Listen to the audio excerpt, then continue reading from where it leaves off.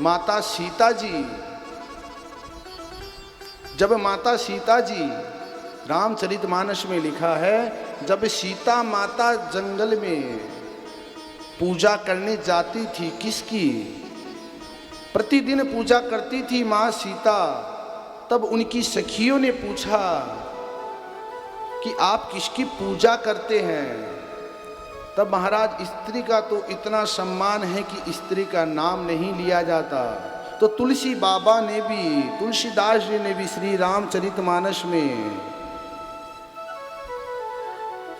सीता जी का, जब सखियां उनको पूछने जाती हैं कि आप किसका पूजा करती हैं, तब सीता जी कहती है क्या? तुलसीदास जी लिखते हैं सुंदर पंक्तियां श्री रामचरितमानस में, क्या सीधा उनका नाम नहीं लेते, कहते हैं कि मैं जय जय जय गिरिराज किशोरी, जय जय जय गिरिराज किशोरी, जय महेश मुख चंद्र चकोरी, जय जय राज किशोरी, जय महेश मुख चंद्र चकोरी। क्या कहती है? जय जय जय गिरिराज किशोरी। गिरिराज कहते हैं हिमालय को। सीता जी किसका पूजा करती हैं? ध्यान से सुनिए। माता सीता किसका पूजा करती है? तो कहते हैं तुलसीदास जी महाराज, क्या? जय जय जय गिरिराज किशोरी, जय जय जय गिरिराज किशोरी, जय महेश मुख चंद्र चकोरी, जय महेश मुख चंद्र चकोरी। गिरिराज कहते हैं हिमालय को। जय जय जय गिरिराज किशोरी, हिमालय की किशोरी को, हिमालय की पुत्री की माता सीता कहती है, नाम नहीं लेती है।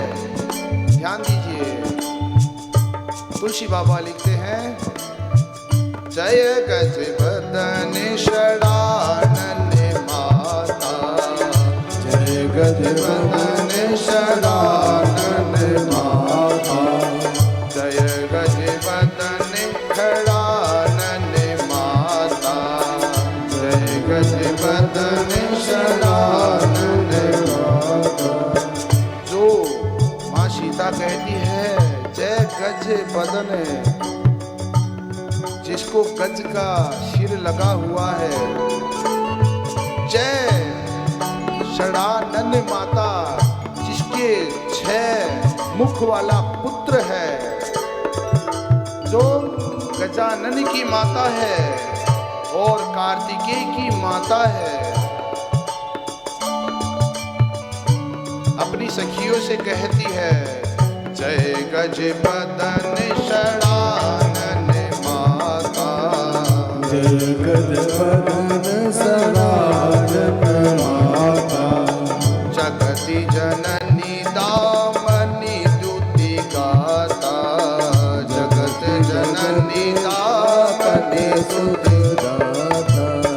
जय जय जय गिरिराज किशोरी, जय जय जय गिरिराज किशोरी, जय महेश मुख चंद्र चकोरी,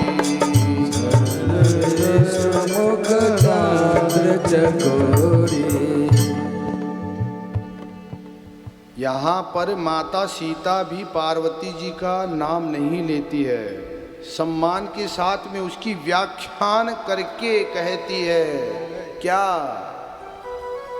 जय गज बदन। सखियों ने जब पूछा कि आप किसकी पूजा करती हो, तो कहा जय जय जय गिरिराज किशोरी। गिरिराज कहते हैं हिमालय को, किशोरी कहते हैं पुत्री को, जी हिमालय की पुत्री है। जय महेश मुख चंद्र चकोरी। जय गज वदन, जिसके पुत्र गज का हाथी का जिसके सर लगा हुआ है।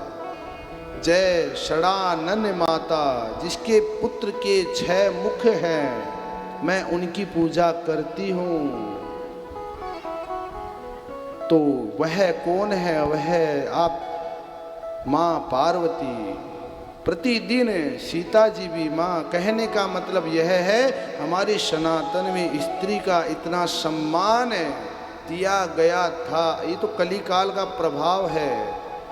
आजकल तो पति पत्नी बिना नाम के बोलते ही नहीं हैं।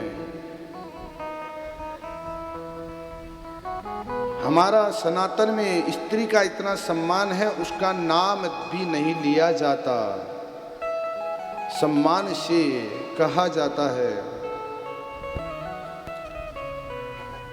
यह 3 रूप स्त्री के बताए गए हैं।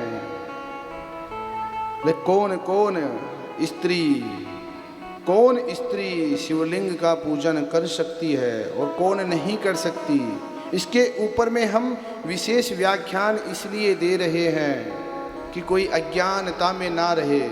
जन जन तक यह जानकारी पहुंचाइए। जितने भी हमारे ऑनलाइन YouTube के माध्यम से देख रहे हैं, आगे इस जानकारी को आगे बढ़ाइए। इसलिए हम हर एक शिव महापुराण के श्लोक लेकर के आपको समझा रहे हैं और इसे कोई काट नहीं सकता। 100% हम जो कहेंगे सत्य कहेंगे, प्रमाण से कहेंगे। कोई बोलता है शिव जी का प्रसाद नहीं खा सकते,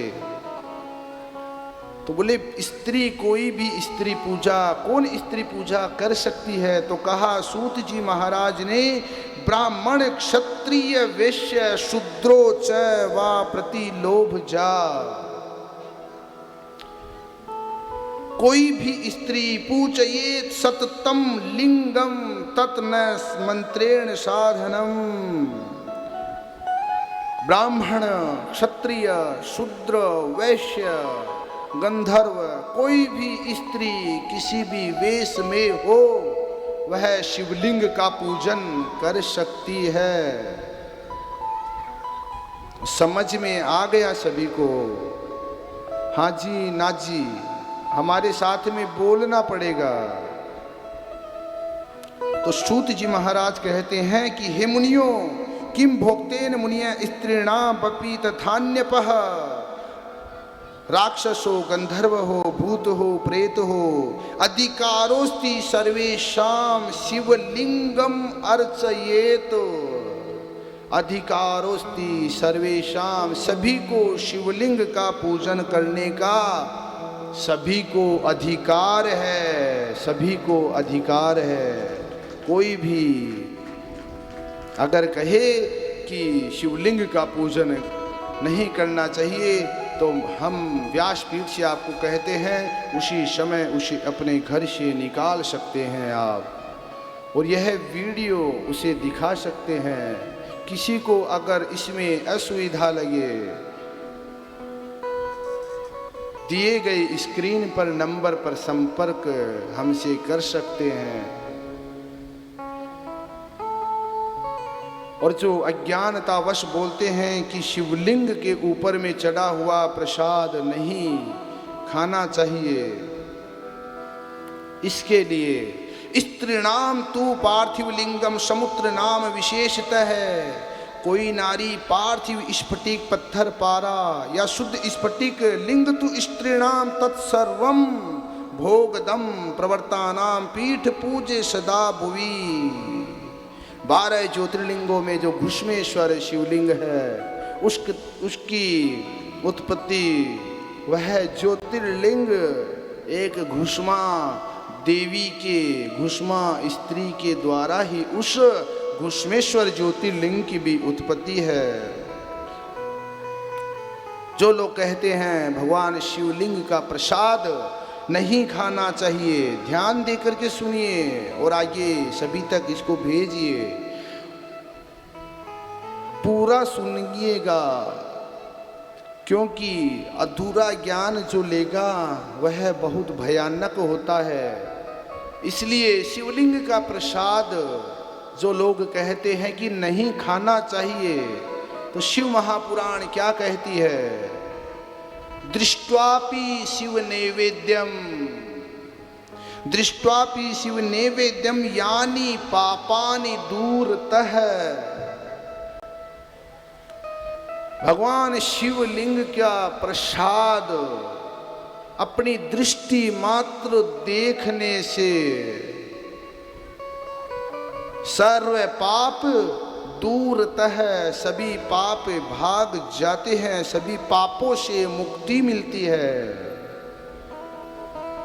और कहा भुक्तिषु शिव नैवेद्यम पुण्यायानाम कोटिशः। हम एक एक श्लोक के साथ में समझाएंगे। पुण्यानाम कोटिशः, जो शिवलिंग का प्रसाद ग्रहण करता है उसे अनेक कोटि पुण्य प्राप्त होता है। और कहा यद गृहे शिव नैवेद्यम प्रजारोपी प्रजायते तद्गृहम पावनम सर्वम अन्य पावनम कारणम। जिसके घर में रोज शिव जी को भोग लगता है वो घर परम पवित्र हो जाता है और सारे देवी देवता उस घर में रहते हैं। कथा पूरा सुनिएगा। आगतम शिव नैवेद्यम, सूत जी महाराज कहते हैं, आगतम शिव नैवेद्यम गृहीत्वा सिर पूर्षामुदा भक्षणीयम प्रत्यना शिव स्मरण पूर्वकम। कहीं से शिव जी का प्रसाद मिला हो तो उस प्रसाद को सम्मान करना चाहिए, उसको ग्रहण करना चाहिए। किस प्रकार? कथा पूरा सुनिएगा, ध्यान से सुनिएगा, मन लगाकर सुनिएगा। जो शिव महापुराण के श्लोक हैं, एक एक श्लोक लेकर के मैं आपको समझा रहा हूं। अगर शिवलिंग का प्रसाद आपको कहीं से मिल भी जाए तो उसका सम्मान करना चाहिए, उसे ग्रहण करना चाहिए। आगतम शिव नैवेद्यम अन्यदा ग्राह्यम इत्यपि विलंबे पाप संबंधो भवते भवी मानते। जो शिवलिंग का प्रसाद लेकर के मन में संकोच करता है कि मैं यह प्रसाद ग्रहण करूं या ना करूं, विलंब करता है ग्रहण करने में, तो वह महापापी की श्रेणी में आता है, वह महापापी बन जाता है। ध्यान देकर के सुनिएगा, कथा पूरी सुनिएगा, तभी समझ में संपूर्ण आएगा। अधूरा ज्ञान लेकर के मत जाइएगा। और कहा शिव भक्ता शुचि शुद्ध दृढ़ भक्ति निश्चय भक्षयेत शिव नैवेद्यम त्यजति ग्रह्ये भावनम। शिव प्रसाद से शिव की कृपा होती है। भक्षयेत शिव नैवेद्यम, जो शिव का नैवेद्य ग्रहण करता है, त्यजति ग्रहणे भावनम, उसके भाव शुद्ध होते हैं। आगे कहा, यही कथा चल रही थी। सूत जी महाराज शौनक आदि 88,000 ऋषियों को कह रहे थे। तभी सुना रहे थे। सूत जी महाराज शौनक आदि 88,000 ऋषियों से कहते हैं कि हे ऋषियों, ध्यान देकर के सुनिएगा। शिव नैवेद्यम कौन कौन कैसे भक्षण करना चाहिए, क्या है। एक समय भगवान शिव के भक्तों में, साधु संतों में शिव योगियों में और भगवान सदा शिव के पास में रहने वाले भगवान शिव के गणों में झगड़ा हुआ।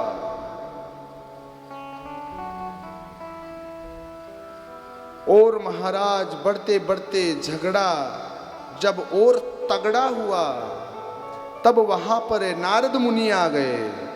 कौन आ गए? नारद मुनि।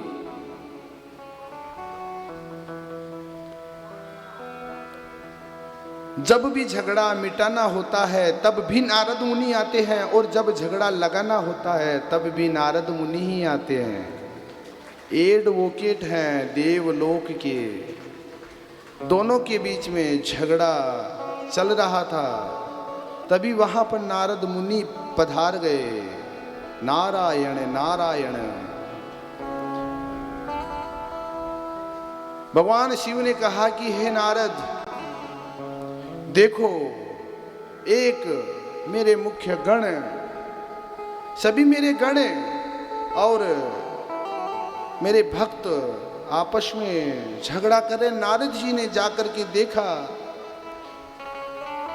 दोनों को रोका, साधु संतों को रोका, भक्तों को रोका और गणों को रोका। अरे क्यों झगड़ा करते हो?